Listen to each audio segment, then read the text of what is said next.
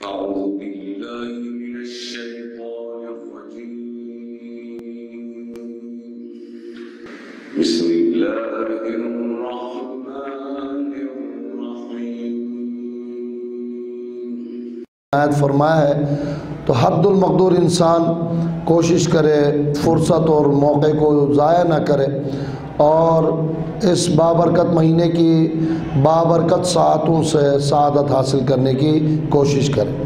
انشاءاللہ پروردگار آپ کی ہماری کوششوں کو عبادتوں کو اپنی بارگاہ میں قبول فرمائے۔ ایک بار پھر صلوات پڑھیں محمد وآلہ۔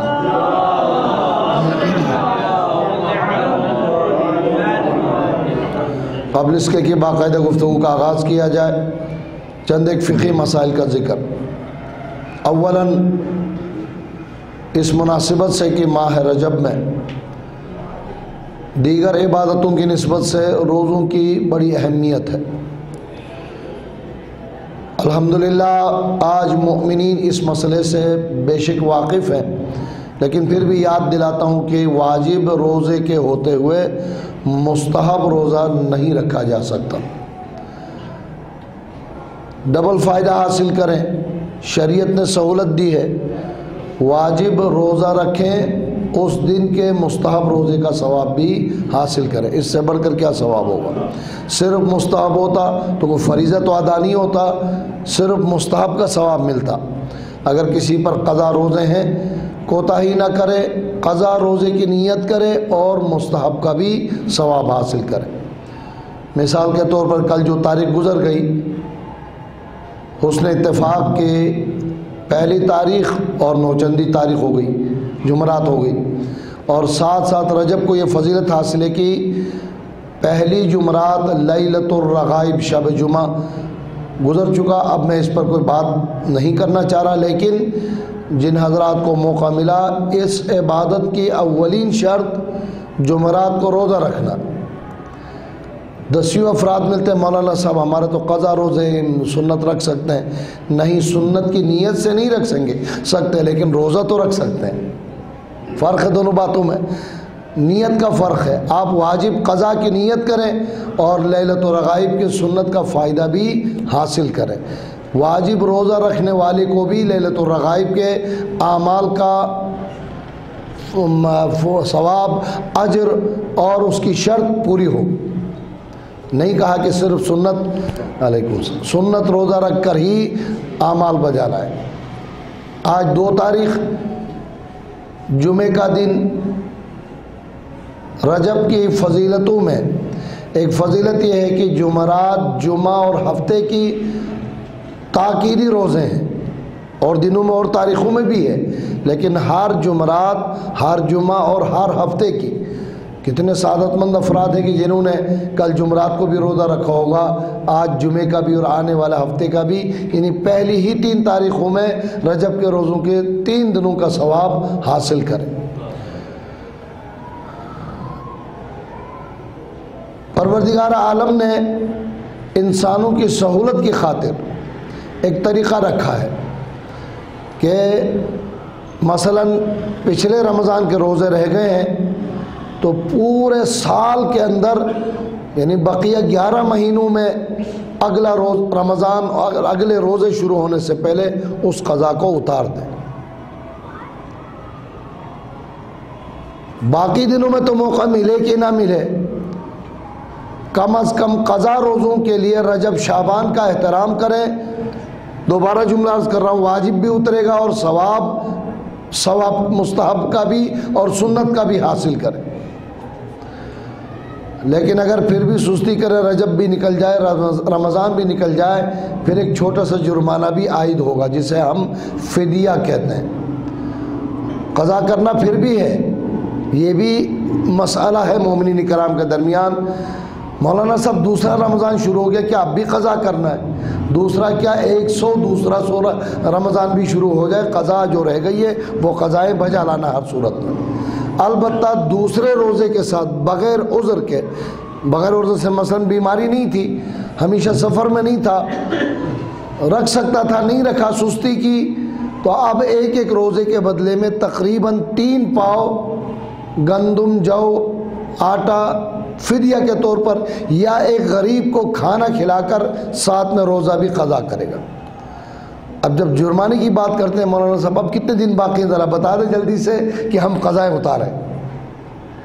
1 کلو کا جرمانہ بھی بہت مشکل ہوتا ہے، 1.25 کلو ہے، 3 پاؤ کی بات کر رہا ہوں۔ لیکن اگر کسی نے روزہ نہیں رکھا، اگلے رمضان کے شروع ہونے کے بعد، یعنی اب جو رمضان شروع ہوگا، پچھلے روزے ہیں، البتہ یاد رکھیے گا اس رمضان کی بات ہے جو 2021 کا گزر چکا ہے، 2022 کے ساتھ ملا دیا تو سمجھ لے کہ اسے فدیہ بھی دینا، عذر شرعی نہ ہو تو۔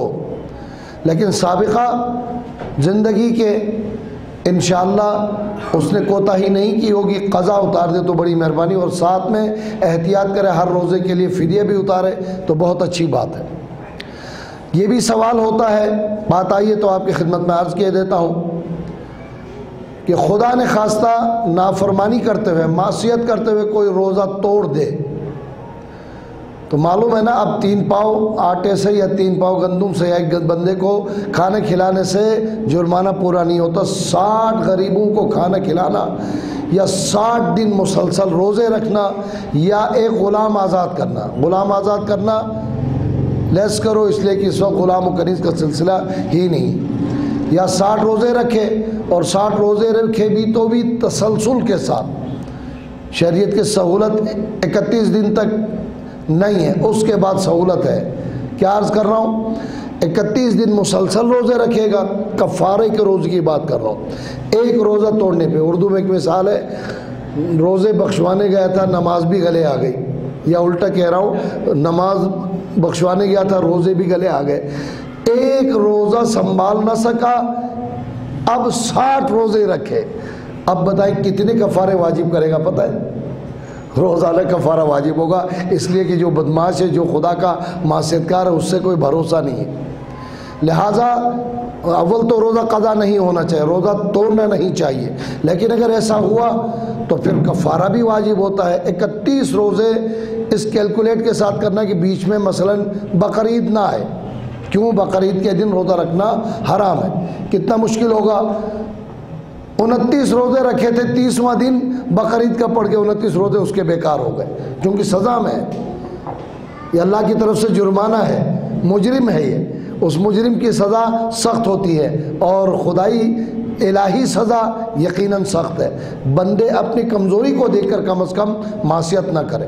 تو پس اگر کسی پر قضا روزے ہیں تو مستحب روزہ نہ رکھے، البتہ شریعت ہی نے یہ سہولت دی ہے، کفارے کے روزے ہیں، قضائیں اتار چکا ہے، قضا الگ واجب ہے اور کفارے الگ ہے۔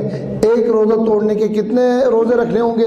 60 روزے کفارے کے اور ایک روزہ قضا کے الگ سے۔ مولانا صاحب 60 روزے رکھے پھر قضا بھی کرنی ہوگی؟ میں نے نہیں کرنی، آپ نے قضا کرنی ہے۔ خلاصہ یہ ہے کہ کفارے کے روزے اگر واجب ہے پھر وہ مستحب روزے کی نیت کر سکتا ہے۔ باپ کی قضا نماز قضا روزے بڑے بیٹے پر واجب ہے۔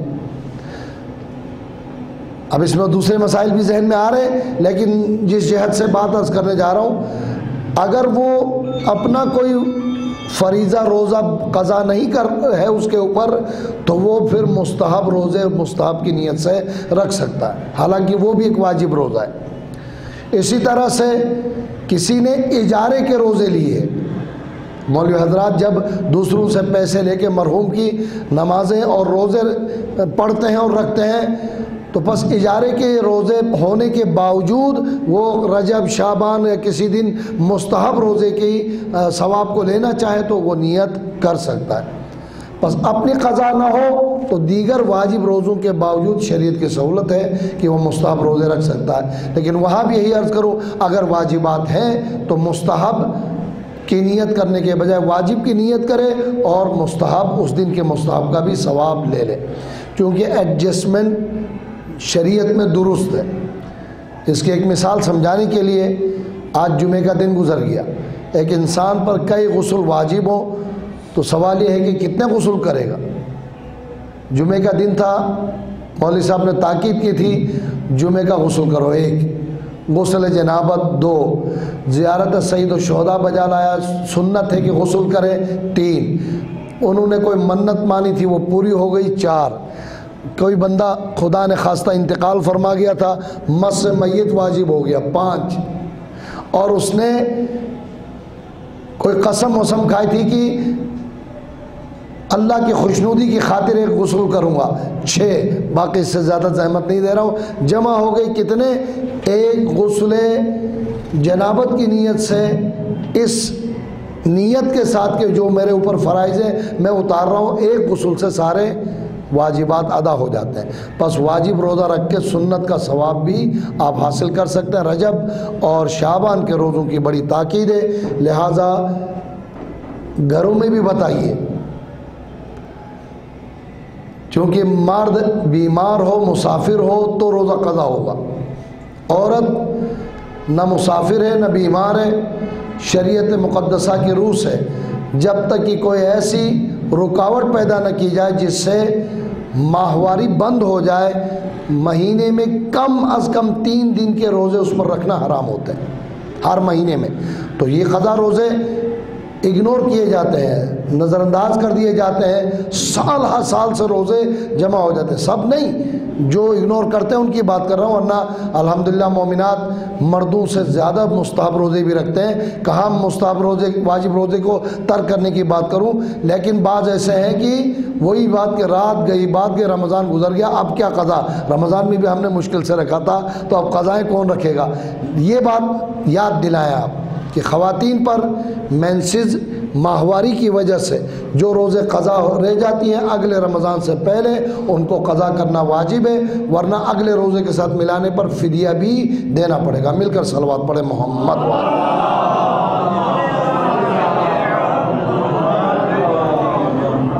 اب یہ فقہی مسئلے کے طور پر عرض کروں یا فضیلت کے طور پر عرض کروں، ماہ رجب کے روزوں کی جو سب سے بڑی فضیلت ہے، ائمہ معصومین نے بیان فرمایا ہے، انسان قبر کی وحشت سے اپنے آپ کو بچانا چاہے، قبر کی تاریکی میں روشنی چاہیے، قبر کی تنگی کو وسعت دینا چاہے، رجب کے روزے رکھے۔ اور فضیلتوں کے ساتھ ماہ رجب کو مختلف عبادتوں اور دعاؤں کے ذریعے ماہ رمضان سے تشبیہ دی گئی ہے، یعنی کہ رجب کو رمضان کی طرح مانا گیا ہے۔ ایک مثال دیتا ہوں، مثلا روزے تو وہاں واجب ہو تو یہاں مستحب ہے تاکیدی۔ دوسری مثال، جس طرح ماہ رمضان میں ہر فریضہ واجب پنجگانہ نماز کے بعد یا علی و یا عظیم کی دعا پڑھتے ہو، ماہ رجب میں بھی بعینہ اسی طرح سے یا من ارجوہ لکل خیرین کی دعا پنجگانہ نماز میں مستحب ہے۔ یہ تشبیہ ہوئی نا، جس طرح رمضان کی روزانہ نمازوں کے بعد دعا مختص ہے، اسی طرح رجب کے روزانہ کی نمازوں کے بعد بھی دعا مختص ہے۔ ابھی میں گفتگو تقریر کے لحاظ سے، درس کے لحاظ سے نہیں، فقہی مسائل کے طور پر عرض کر رہا ہوں، ورنہ اس دعا کو پڑھیے گا جو رجب کی نمازوں کے بعد مغرب اور عشاء، فجر، ظہر، عصر کے بعد پنجگانہ نماز کے بعد پڑھنے کی دعا ہے۔ اس کی فضیلت، دعا کا ثواب اپنی جگہ پر، اس کے اندر جو مطالب ہیں جو انسان کو خدا کی طرف متوجہ کرتے ہیں وہ مطالب انتہائی اہم ہیں۔ انتہائی بد نصیب انسان کے علاوہ ایسے کلام کو پڑھ کر بندہ خدا کا شکر گزار نہ بنے، سوال پیدا نہیں ہوتا۔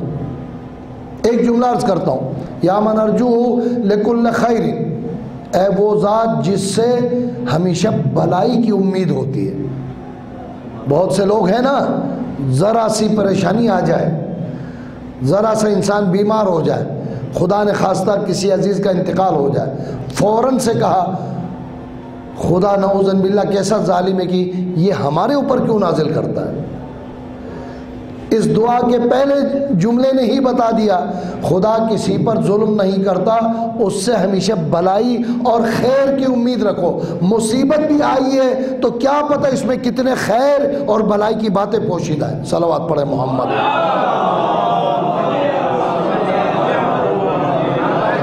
یا من ارجوہ لکل خیر وآمنوا سخطہ عند کل شر، اے وہ ذات جو ہر مصیبت، ہر پریشانی سے بچانے والی۔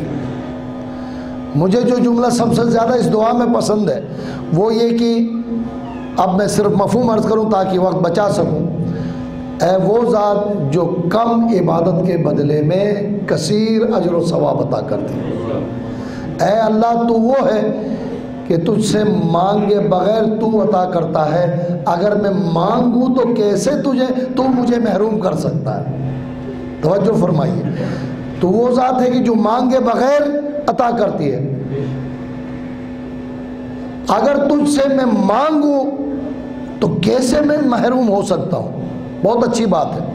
دوسرا جملہ, اے اللہ تو وہ ہے کہ جو تجھے نہیں مانتے تو انہیں بھی عطا فرماتا ہے.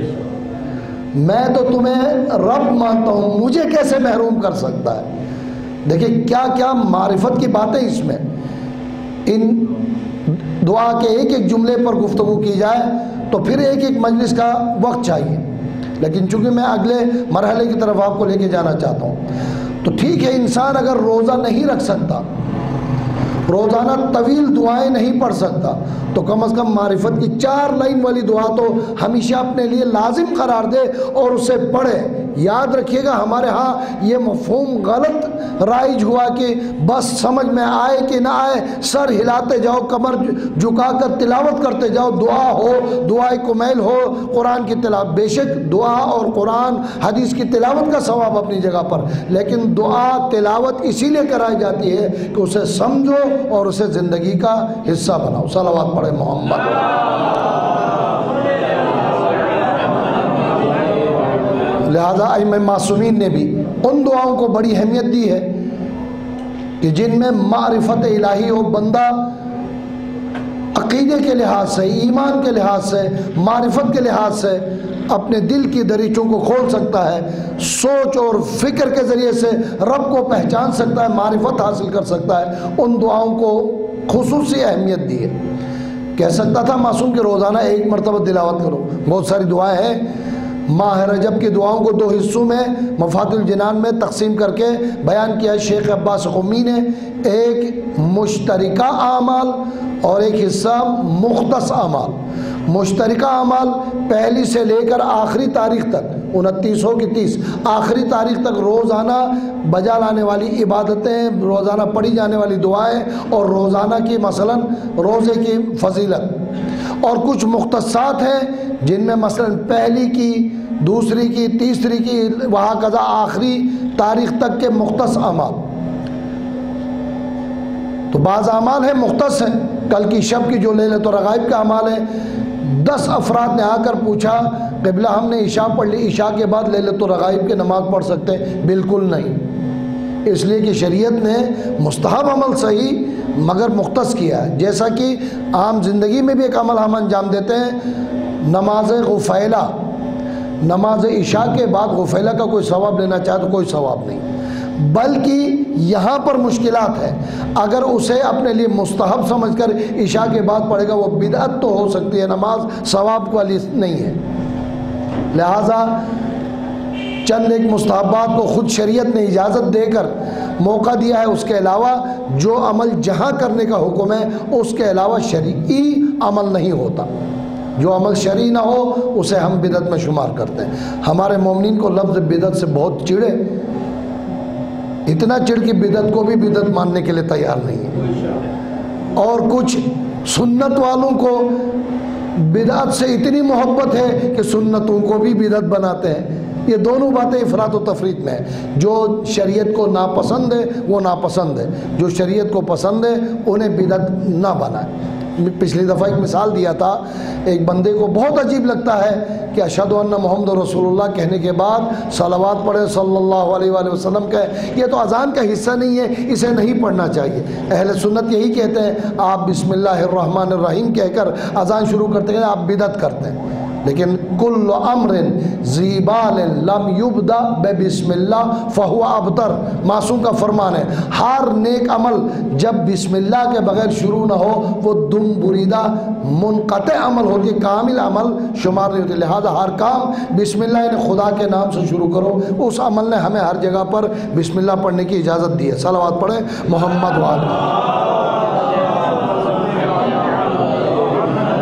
ماہ رجب کی فضیلت، ماہ رجب کی کیا اعمال کی ضرورت کی بنا پر بیان میں نے اپنے جو روٹین کے مسائل تھے، کاروبار کے مسائل، تجارت، بے و شراء کے مسائل، آج کی حد تک میں نے چھوڑ دیے، لہٰذا میں ان مسائل کو ذکر نہیں کر رہا ہوں، لیکن بہت سارے اس عنوان کے تحت بھی مسائل ابھی بیان کرنے باقی ہیں۔ تو عرض یہ کر رہا تھا، ماہ رجب، اس کی برکت اور فضیلت کو سمجھانے کے لیے شریعت مقدسہ میں اس رجب کا خاص نام ہے اصب، الف، صاد اور با۔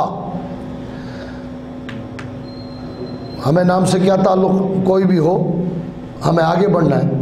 فرماتے ہیں کہ عام مہینوں میں جو عبادت کرے تو پروردگار بے شک ایک عمل کے 10 گنا، 100 گنا، 700 گنا، 1000 گنا، کبھی بے حساب کا بھی اعلان ہوتا ہے۔ لیکن ماہ رجب کی فضیلت کی وجہ سے اس مہینے میں عبادت کرنے والوں پر اجر و ثواب، برکتیں انڈیلی جاتی ہیں۔ انڈیلنے کو اصب کہتے ہیں عربی میں، اور کہا جاتا ہے کہ رجب ماہ ہے، رجب، لفظ رجب جنت اور بہشت کے نہروں میں سے ایک نہر کا نام ہے۔ جو انسان عبادت، روزہ، دعا، ذکر، تسبیح کے ذریعے ماہ رجب کا احترام کرے، پروردگار جنت کے اس نہر سے سیراب کرے گا۔ صلوات پڑھے محمد وآلہ۔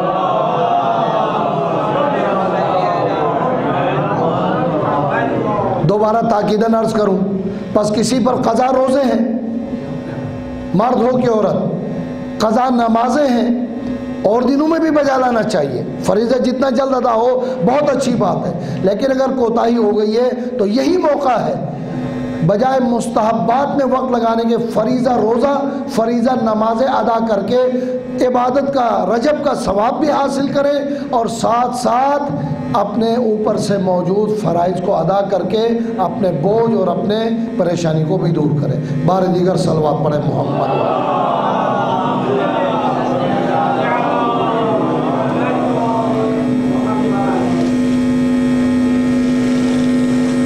عصب ہونے لگا ہے، عصب ہونے لگا ہے۔ صلوات پڑھے محمد و آل محمد۔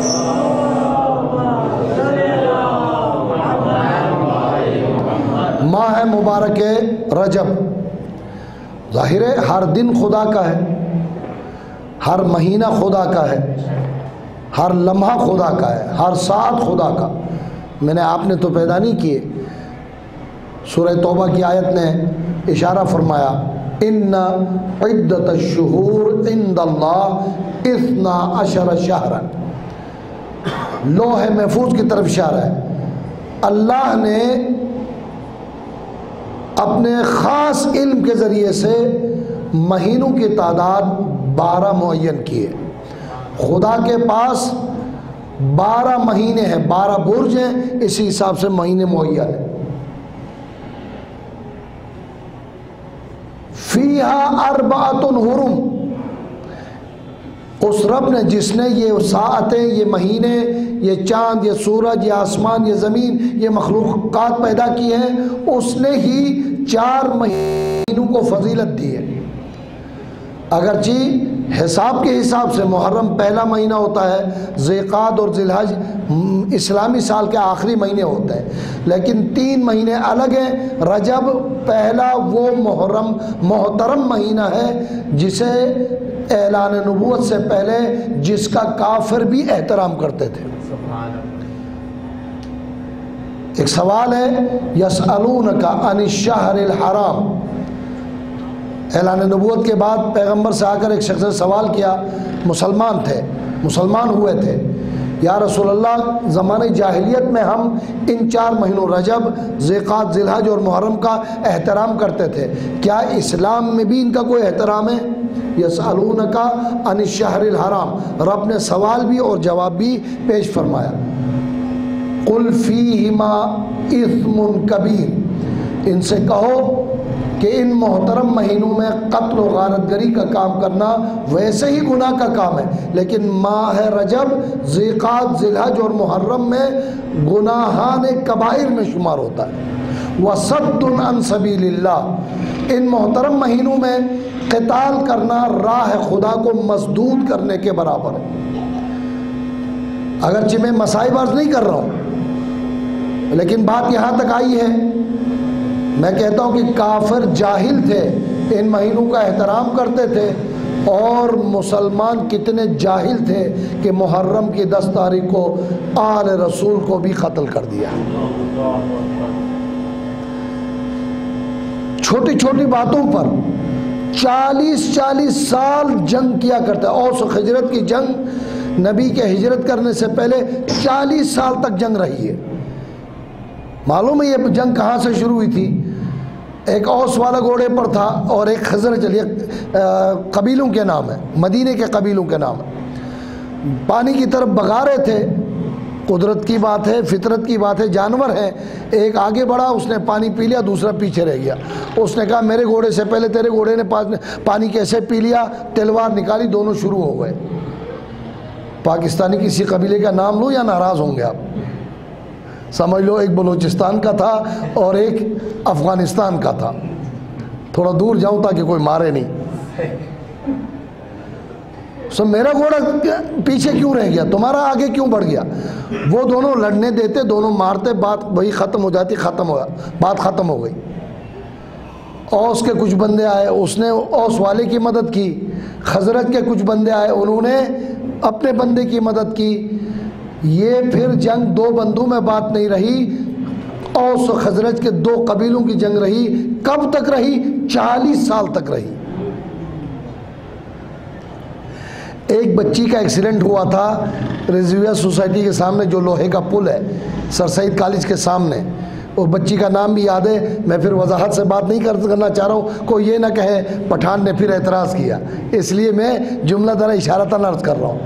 اس بچی کے قتل پر اس ڈرائیور کو وہیں پہ قتل کر دیا جاتا۔ صحیح غلط کی بات نہیں کر رہا ہوں، شریف فتویٰ نہیں دے رہا ہوں، لیکن بات وہاں ختم کر دی جاتی۔ اس بچی کا بہانہ کر کے 1980 سے لے کر پچھلے سال تک پٹھان اور مہاجر کی جنگ ہوتی رہی ہے۔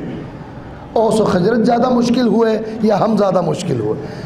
وہ جاہل تھے، وہ کافر تھے، وہ مشرک تھے، وہ نادان تھے، ان کے پاس کوئی اسلام نہیں تھا۔ ہمارے پاس سب کچھ ہے، ہم جدید اسلام والے بھی ہیں، ہم طالب علم یعنی علم والے بھی ہیں، ہم جدید علوم والے بھی ہیں، مگر ان 4 مہینوں کا وہ احترام کرتے تھے۔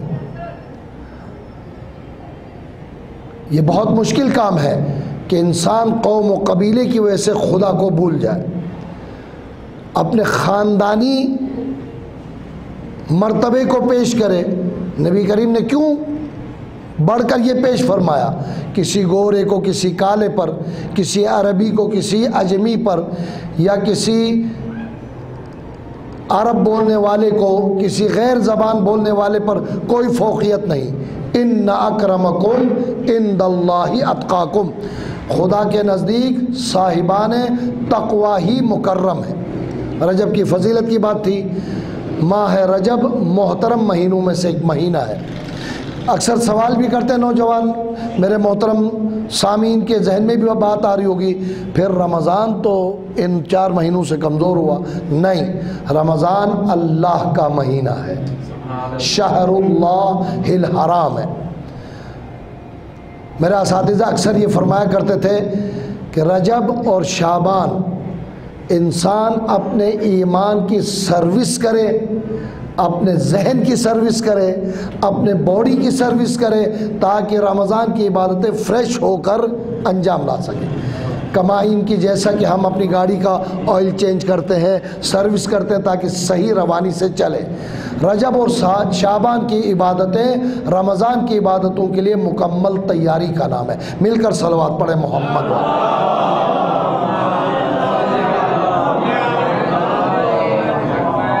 جس طرح پروردگار نے برج 12 رکھے ہیں، مہینے 12 رکھے ہیں، دن کی ساعتوں کو 2 حصوں میں تقسیم کیا، دن 12 گھنٹے کا اور رات 12 گھنٹے، کبھی آگے پیچھے ہو جاتے، پریشان نہیں ہونا۔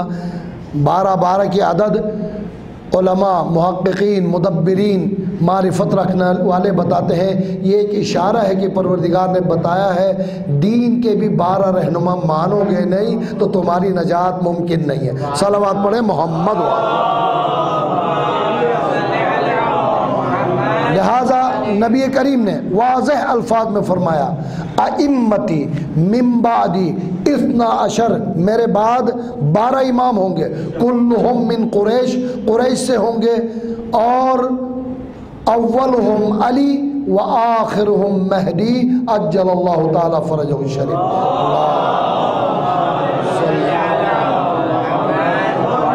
کسی موقع پر میں نے عرض کیا تھا کہ جابر ابن عبداللہ انصاری کی روایت ہے، جناب جابر کا نام لینا اس لیے بھی میں اس موقع پر ضروری سمجھتا ہوں کہ جو تاریخ گزر گئی ہے کل امام محمد باقر علیہ السلام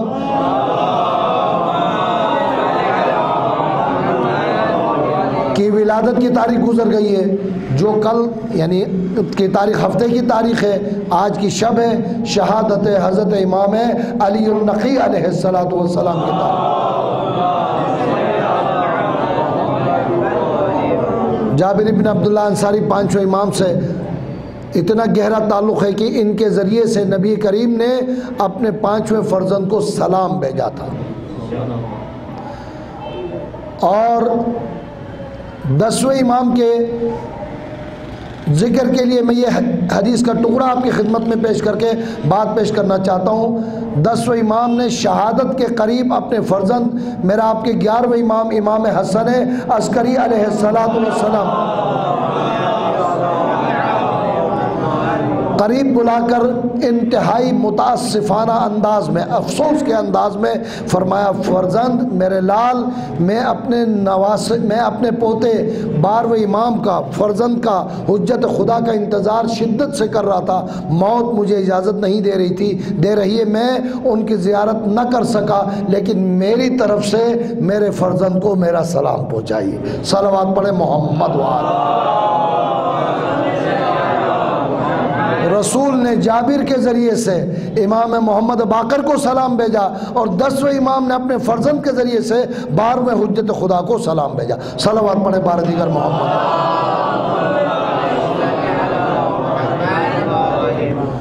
دونوں ائمہ کی حالات دین کو، مذہب کو تقویت پہنچانے کے لیے بہت اہم ہے۔ جو تاریخ گزر گئی ہے اس پر میں زیادہ زور نہیں دوں گا، انشاءاللہ کہیں آپ نے جشن میں شرکت کی ہوگی، کسی خطیب سے آپ نے ان تمام فضیلتوں کو یقیناً سنا ہوگا، مگر ایک بات جو ہم سب کی اس وقت کی ذمہ داری ہے آپ کی خدمت میں عرض کرتا ہوں، جو مسائل آج میرے آپ کے لیے دین کی حفاظت کی خاطر درپیش ہے، بعین ہی 5ویں اور 6ٹھے امام کے دور میں دین کی حفاظت کے لیے وہی مسائل درپیش تھے۔ کربلا کے واقعے کے بعد 5ویں امام ظاہر چشمدید گواہ ہے، سن 57 ہجری ولادت ہے، 61 ہجری میں کربلا کا واقعہ ہوا ہے، یعنی 4 سال یا 5 سال کی عمر میں کربلا کے چشمدید گواہ ہیں۔ آہستہ آہستہ دین کی حقیقتوں سے لوگ دور ہو گئے، بھولنے لگے، اور اسی طریقے سے جیسے آج ہو رہا ہے، یہ جو ہمارے نام نہاد تعلیم یافتہ افراد خصوصاً غیروں کی یونیورسٹیوں سے ڈگری لے کر آتے ہیں، ایک نعرہ ہوتا ہے قرآن کا دین قابل عمل نہیں ہے۔ یہی نعرہ امام محمد باقر علیہ السلام کے زمانے میں بلند ہوا تھا۔ صلی اللہ امام علیہ السلام نے علمی درسگاہ کے ذریعے سے دین کی حقیقی صورت کو لوگوں کے سامنے پیش فرمایا، جس حوض علمیہ، جس دارالعلوم کی بنیاد رکھی تھی اسے اکمال تک پہنچایا، اور 6ٹھے امام اس مذہب اور عقیدے کے بانی قرار پائے۔ صلوات پڑھیں محمد۔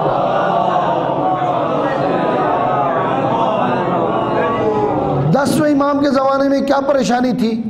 10ویں امام کے زمانے میں لوگوں کو غیبت کبریٰ کے لیے تیار کرنا تھا، اس لیے کہ 10ویں امام 11ویں امام پہ غیبت کا آغاز ہونے والا۔ 10ویں اور 11ویں امام کے دور میں مجھے نہیں معلوم، تقریباً 1 سال پہلے کچھ اس سلسلے کی باتیں میں نے عرض کی ہیں، مگر یہی بات میں نے پیش کی ہے یا نہیں مجھے نہیں معلوم، اگر کی بھی ہے تو یہ قرآن کی طرف سے سیرت ائمہ معصومین جتنی بار تکرار کیا جائے، ذکر فإن الذکریٰ تنفع المؤمنین کے مصداق میں، بار بار یاد کرو، بار بار یاد دہانی کراؤ، اس لیے کہ ان باتوں کا بار بار یاد دلانا خود مومنین کے فائدے کی بات ہے، ایمان کی بات ہے، ایمان کے حفاظت کی بات ہے۔ امام علیہ السلام باپ بیٹے دونوں نے، 11ویں امام اور 10ویں امام نے، غیبت کے ماحول کو سمجھانے کے لیے ملاقات ممکن بھی ہو تو ڈائریکٹ مومنین سے ملاقات کرنے کے بجائے نمائندے کے ذریعے سے ملاقات کرتے تھے۔ بات سمجھ میں آ رہی ہے؟ ایک شخص نے، یہ واقعہ چھٹے امام کے زمانے کا ہے، خراسان سے سفر کی، مدینے گئے۔ اچھا آج کا سفر نہیں ہے کہ بھائی ابھی جاؤ کسی آفس سے ٹکٹ خریدو، صبح فلائنگ کرو مدینے جاؤ، اور اللہ نے توفیق دی تو کل دوبارہ واپس کراچی بھی آ جاؤ، ممکن ہے نا؟ اس زمانے میں خراسان سے مدینے کا سفر 6 مہینے کا سفر تھا۔ سفر مشقت برداشت کر کے مدینے گئے ہیں۔ جیسے مدینے پہنچے امام نے کہا کیوں آئے ہو؟ تو ہمارے لحاظ سے تو خوش ہونا چاہیے، ہمارے چاہنے والے ہم سے ملنے آئے۔ کہا فرزند رسول ایک ضروری مسئلہ، فقہی مسئلہ درپیش تھا۔ کتنے دیندار تھے آپ اندازہ کریں، ہم تو دینی مسئلے کو پلٹ کر برابر میں مولوی صاحب تشریف فرمائے پوچھنا بھی گوارا نہیں کرتے۔ ارے پوچھیں گے کیوں؟ جب مجتہد فتویٰ بتائے بھی تو اعتراض کرتے، تم کون ہوتے ہمیں بتانے والے؟ جو ہم سمجھتے ہیں وہی دین ہے۔ وہ کتنے دیندار تھے، خراسان سے مدینے گیا ہے امام کی خدمت میں مسئلہ معلوم کرنے کے لیے۔ امام نے بجائے جواب دینے کے یہ کہہ کر واپس کیا، تاریخ کی مثال ہے کہ جاؤ خراسان میں میرا نمائندہ یعنی وکیل ہے، اس کے آفس میں جاؤ، اس کے پاس جا کے مسئلہ معلوم کرو۔ کہاں عام بندہ، کہاں فرزند رسول۔ ائمہ معصومین نے آج کے زمانے کے لیے دین کی حفاظت کا طریقہ بتایا، لہٰذا 11ویں امام نے جو فرمان پیش کیا، اما من کان من الفقہاء صائنا لنفسہ حافظا لدینہ مخالفا لہواہ مطیعا لامر مولاہ فللعوام ان یقلدوا۔ میرا آپ کا عقیدہ یہی ہے نا کہ ایک امام کا فرمان سمجھ لو 12 امام میں سے ہر ایک کا فرمان ہے، ائمہ کا فرمان رسول کا فرمان ہے، رسول کا فرمان خدا کا فرمان۔ یہ ربط ہے، یہ تسلسل ہے، جبھی تو ہم ولایت اور امامت کو مانتے ہیں۔ جب 11ویں امام کا یہی نظریہ ہے، قسم کھا سکتا ہوں 10ویں امام کا بھی یہی نظریہ ہے، فرزند کا یہی نظریہ ہے تو باپ کا بھی یہی نظریہ ہے۔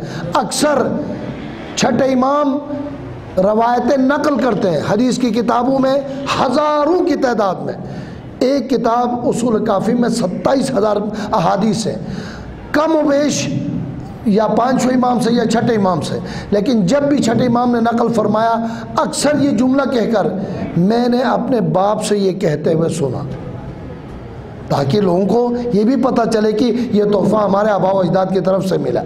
لہذا 11ویں امام کا فرمان، جو بھی تم میں فقیہ ہو صائنا لنفسہ، جو علم جانتا اس کے مطابق اپنے آپ کو دیندار بنانے والا ہو۔ یہ جملہ میں بارہا ذکر کر چکا ہوں، بہت سے لوگ علم رکھتے ہیں، علم پر عمل نہیں کر سکتے، اس کی تقلید جائز نہیں ہے۔ عالم باعمل ہمارے یہاں لفظ استعمال ہوتا ہے، حافظا لدینہ، اپنے علم کے ذریعے دین کی حفاظت کرنے والا ہو، مخالفا لہوا، ہوا و ہوس نفسانی خواہشات کی پیروی نہ کرنے والا ہو۔ عوام الناس پر واجب ہے ان یقلدوا، اس کی تقلید کریں۔ یہ طریقہ 10ویں اور 11ویں امام نے ہمیں بتایا۔ جس طرح دین بھولنے پر 5ویں اور چھٹے امام نے حوض علمیہ قائم کیا، لوگوں کو علوم سے آگاہ کیا، دین کی حقیقتوں سے روشناس فرمایا، اسی طرح 10ویں اور 11ویں امام نے مکمل حالات تیار کر کے، سازگار کر کے، مجھے آپ کو قیامت تک آنے والے انسانوں کو غیبت کبریٰ کے زمانے کے لیے ذہنی طور پر آمادہ اور تیار کیا۔ 11ویں امام سرکاری دعوت پر کہیں جا رہے تھے۔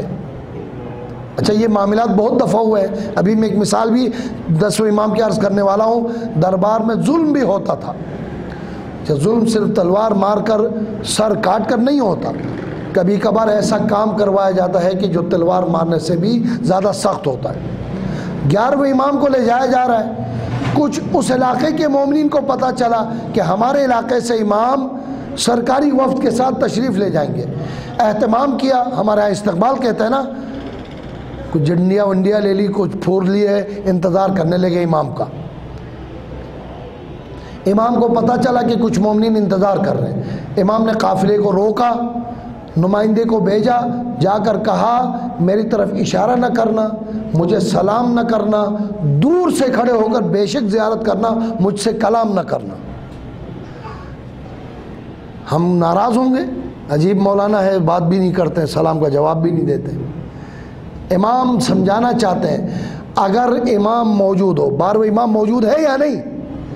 ذرا آواز چاہیے، پس پردہ صحیح موجود ہے نا؟ تو امام نے بتایا کہ اگر ہمارا نمائندہ موجود تو ہو لیکن ملاقات کرنا، بات کرنا، کلام کرنا ممکن نہ ہو، کیا کرو گے؟ اس کا عملی پریکٹیکل ترجمہ کرو، میں گزروں گا، بات نہیں کرو گے۔ ایک معاملہ۔ دوسرا، ائمہ معصومین کے گفتگو سے لوگ غلط نتائج نکالتے تھے۔ یاد ہے پچھلی دفعہ انہی تاریخوں کی ایک مثال آپ کی خدمت میں عرض کروں۔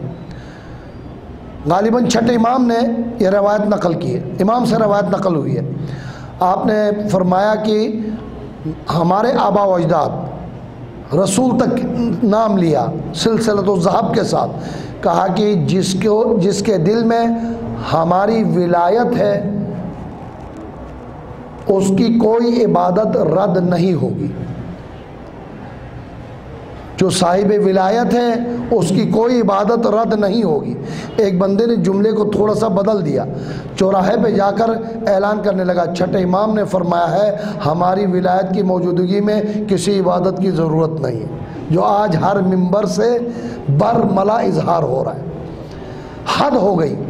پچھلے محرم کی بات ہے، باقاعدہ سینکڑوں کی تعداد میں لوگ مجمع موجود، ایک شخص کہتا ہے اگر میں نماز بھی پڑھوں، روزہ بھی رکھوں، حج بھی کروں، خمس بھی ادا کروں، سارے واجبات ادا کروں تو پھر امام کے شفاعت کی ضرورت کیا ہے؟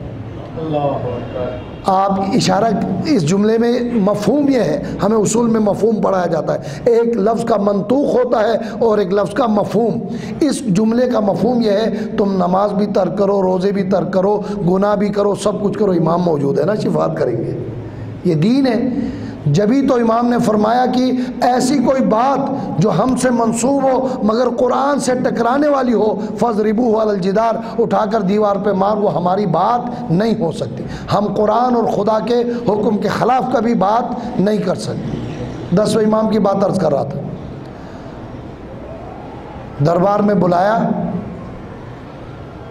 شراب و کباب کی محفل سجی ہوئی ہے، بتائیے ظلم ہے یا نہیں کہ ایسی محفل میں امام معصوم کو دعوت دی جائے؟ سب کو حکم دیا ہے کہ جب امام تشریف لائیں تو کوئی کھڑے ہو کر استقبال نہیں کرو گے، احترام نہیں کرو گے۔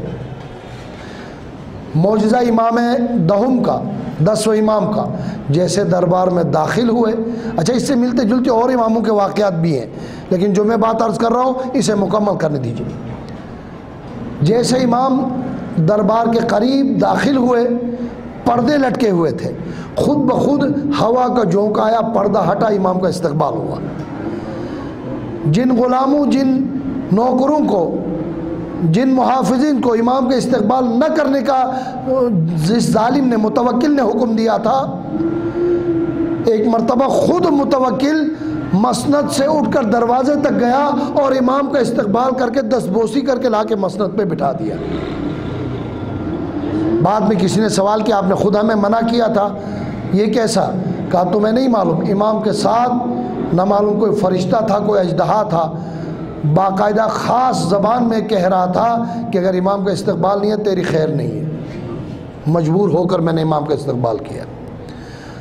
ایسا نہیں ہے کہ امام عاجز تھے، ہمارے ہاں کبھی کبھار امام مظلوم کے لیے کہتے ہیں نا لاچار امام، علماء بڑے سخت ناراضگی کا اظہار کرتے ہیں کہ امام لاچار نہیں تھے، البتہ دین کی خاطر ان باتوں کو سہنے کا وعدہ ضرور کیا تھا۔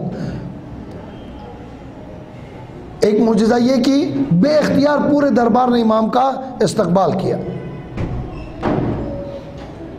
دوسرا معجزہ، امام کو دعوت دی اور ایک جگہ تھی فقیروں، محتاجوں، مسکینوں کو ٹھہرانے کی جگہ۔ ظالموں نے حد کے حرمت کرنے کی خاطر 10 امام کو اس جگہ پر ٹھہرایا۔ چاہنے والا امام کی دستبوسی کرنے کے بعد رونے لگا۔ امام نے فرمایا کیوں رو رہے ہو؟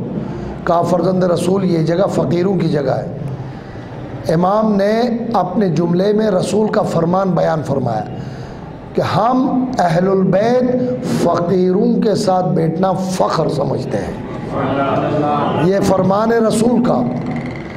الفقر قاف سے، فخری خاص ہے، فقیری میرا فخر ہے۔ جو کی روٹی توڑ کر کھانا ان کا ترہ امتیاز ہے۔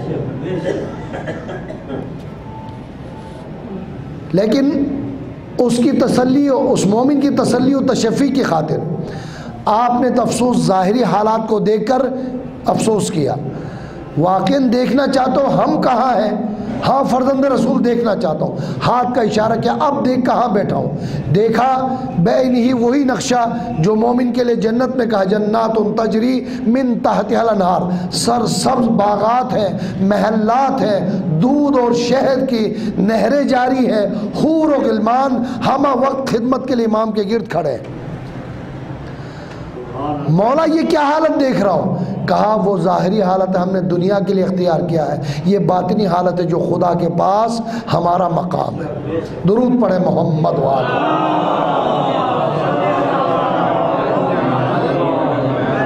اب بات کو اختتام تک پہنچاؤں۔ اس دربار میں جس میں امام کو بلایا تھا، شراب و کباب اور غنا کی محفلیں منعقد تھی۔ ظالم نے سب سے بڑا ظلم یہ کیا، شراب کا جام امام کی طرف پیش کیا۔ متوکل آخر یزید ثانی ہے، یزید نے امام حسین کو قتل کیا، متوکل نے امام کے مزار کو مٹا کر نشان مٹانے کی کوشش کی۔ وہ الگ بات ہے کہ خدا نے اسے کامیاب ہونے نہیں دیا۔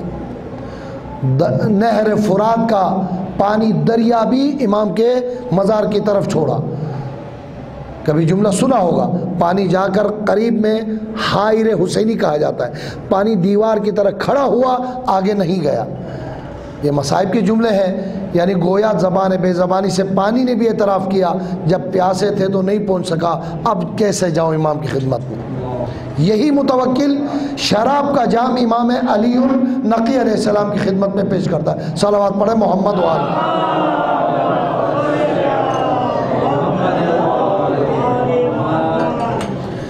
امام نے کیا خوبصورت جواب دیا، یہ نجاستیں، یہ کثافتیں آپ کو مبارک ہو، اللہ نے مجھے اور میرے آبا و اجداد کو ان کثافتوں سے بہت دور رکھا۔ یعنی آیت تطہیر کی طرف اشارہ ہے، انما یرید اللہ لیذھب عنکم الرجس اہل البیت ویطہرکم تطہیرا۔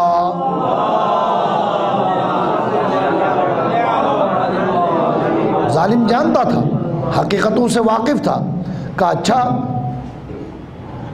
اب میں جملے بعین ہی تاریخ کے ادا کرنے سے تھوڑا گھبراتا ہوں، اشارتاً کہوں۔ سرور و غنا کی محفلیں مختلف آوازوں کے ذریعے سے ظالموں کو مسحور کر رہی تھی۔ کہا ایسے اشعار کہو۔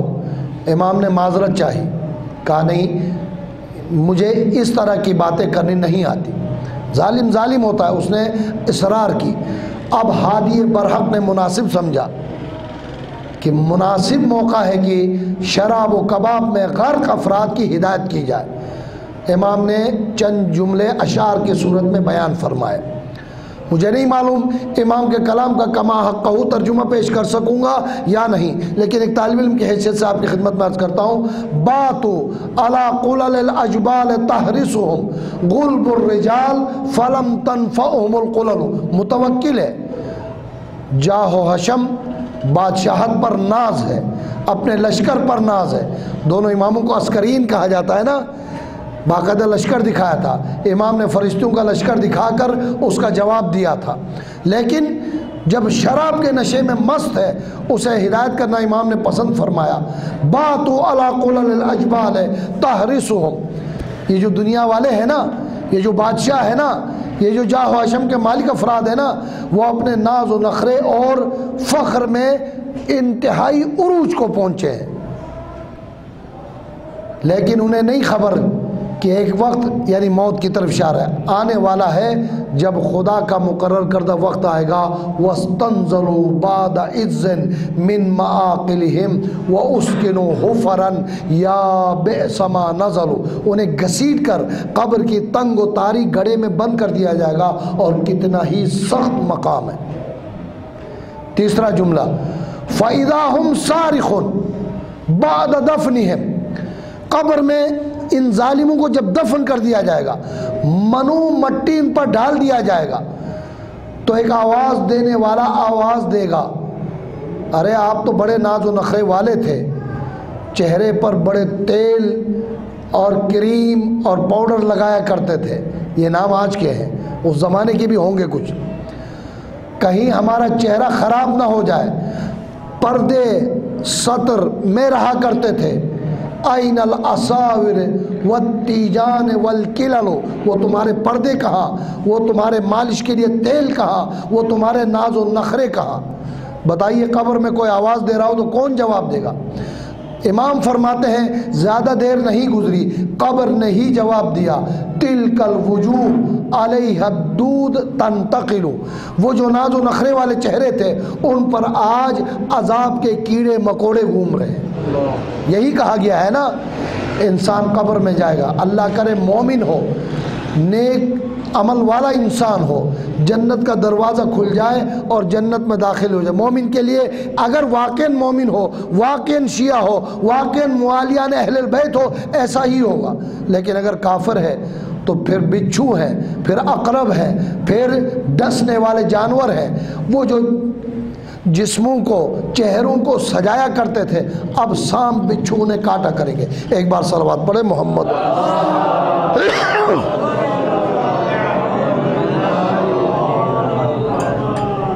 شراب و کباب کی محفل میں امام کے ہدایت کا ایسا اثر ہوا کہ روایت میں ہے کہ زار و قطار لوگ رونے لگے، اور تو اور متوکل مگرمچھ کے آنسو بہانے لگا۔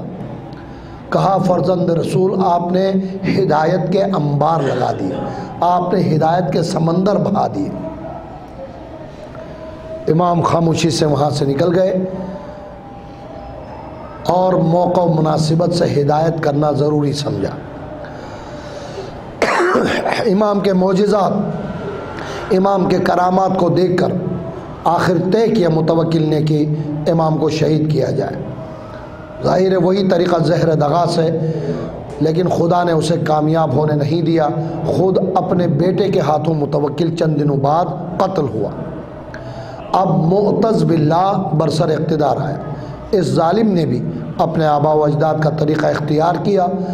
میرے 10 امام کو کم و بیش 40 یا 41 سال کی عمر میں زہر دغا سے سامرہ میں شہید کیا۔ 10ویں اور 11ویں امام کا مزار سامرہ میں۔ عزادارو چند جملے آپ کی خدمت میں عرض کر کے میں آپ سے اجازت لینا چاہتا ہوں۔ بڑا ظلم ہوا، پردیس میں امام کو شہید کر دیا گیا، لیکن اتنی اجازت ملی کہ 11ویں امام نے آ کر اپنے بابا کو غسل و کفن دیا، جنازہ تیار کیا، خود نماز پڑھی، سرکاری طور پر بھی امام کا احترام کیا گیا، دفن کیا۔ میں نے تاریخ کی کتابوں میں ایک چھوٹا سا واقعہ امام کے جنازے کے بارے میں پڑھا ہے، اسے امانتاً آپ کی خدمت میں عرض کروں۔ دنیا نے دیکھا کہ ایک معصوم بچی تھی، اپنے بابا کے شہادت کے بعد آ کر فریاد کرنے لگی، اسے دیکھ کر ہر آنکھ رونے لگی، ہر انسان رونے لگا۔ واقعاً اولاد جنازے کی بھی زینت ہوا کرتے، خصوصاً بیٹی بچی۔ عزاداروں ذرا امام کی صاحبزادی کو ذرا پرسہ دو، اے آقا زادی آپ پر بڑا ظلم ہوا، آپ کے بابا کو جوانی میں شہید کر دیا گیا، آپ کو یتیم کر دیا گیا، لیکن کم از کم اتنا تو ہوا کہ آپ کو بابا کے جنازے پر رونے کی اجازت ملی، تمہیں کوئی تمانچے مارنے والا نہ تھا۔ ہائی کربلا کی ننھی سکینہ جب بابا کے جنازے پر گئی، ظالم نے تمانچے مارے، کوڑے مارے، بابا کے جنازے سے دور کر دیا۔ اس پر اکتفا نہ ہوا، قیدی بنا کر کوفہ و شام کی طرف لے جایا گیا۔ عزاداروں ایک جملہ عرض کر رہا ہوں، کوفے کے زندان میں بابا کو یاد کرتی ہوئی نیند کے عالم میں گئی۔ ایک مرتبہ بابا تشریف لائے، سکینہ کو گود میں رکھا، رحمت کا ہاتھ سر پر رکھا، ننھی سکینہ نے گلے شکوے کرنا شروع کیا، بابا مجھے تمانچے مارے گئے، بابا میرے گوشوارے چھینے گئے، بابا پھوپھی اماں کی چادر چھینی گئی۔ آنکھ کھلی، ارے زمین پر پایا، فریاد کرنے لگی۔ یزید پلید نے بابا کا کٹا سر پیش کیا، ننھی سکینہ نے بابا کے کٹے سر کو لیا، زمین پر لیٹ گئی، عجیب جملہ کہا، بابا اب تک میں آپ کے سینے پہ سویا کرتی تھی، آؤ تھوڑی دیر کے لیے میرے سینے پہ آرام کرو۔ بابا کے سر کو سینے پہ رکھا، انا للہ و انا الیہ راجعون۔ سکینہ بابا سے ملحق ہو گئی۔ الا ولعنۃ اللہ علی الظالمین وسیعلم الذین ظلموا ایّا منقلب ینقلبون۔ پروردگار ہماری اس قلیل عبادت کو اپنی بارگاہ میں قبول فرما، حاضرین و غائبین کے حوائج شرعیہ کو پورا فرما، جو پریشان حال ہیں ان کی پریشانیاں دور فرما، جو مریض ہیں بالخصوص جن مریضوں کے لیے دعائی صحت کی التماس ہے ان سب کو بحق امام علی النقی علیہ السلام صحت کلی و عاجلہ عطا فرما، دنیا بھر سے اس وبا اور بیماری کا جلد از جلد خاتمہ فرما، عالم اسلام کو سر بلند فرما، سامرہ، شام، مدینہ، دنیا بھر کے جتنے مزارات مقدسہ پروردگار ان سب کی حفاظت فرما، جنت البقیع کی تعمیر کے اسباب فراہم فرما، قبلہ اول اور دیگر مزارات کی حفاظت فرما، اپنے آخری حجت کو اذن ظہور عنایت فرما، قلب مبارک امام کو ہم سے راضی و خوشنود فرما، ہمارے مرحومین کی مغفرت فرما۔ ربنا تقبل منا انکا انت السمیع العلیم وتب علینا انکا انت التواب الرحیم۔ جملہ تمام مرحوم مومن مومنات، شہداء اسلام، حاضرین کے تمام مرحومین، اس ادارے کے بانین، خدمت گزاروں کے تمام مرحومین، آیت اللہ خوئی، آیت اللہ خمینی اور دیگر مراجع نظام، آیت اللہ صافی گلپائیگانی کا اس ہفتے انتقال ہوا ہے، ان کے لیے ہماری طرف سے ہدیہ مولانا سید محمد علی حسینی، سید ڈاکٹر عباس، شہید ڈاکٹر عباس حیدر، سید صغیر حسن مرحوم ابن میر حسرت علی اور اصغری بیگم بنت باقر حسین مرحوم سید اقبال حسین ابن سید محمد نقوی کے لیے خصوصی سورہ فاتحہ۔ بسم اللہ الرحمن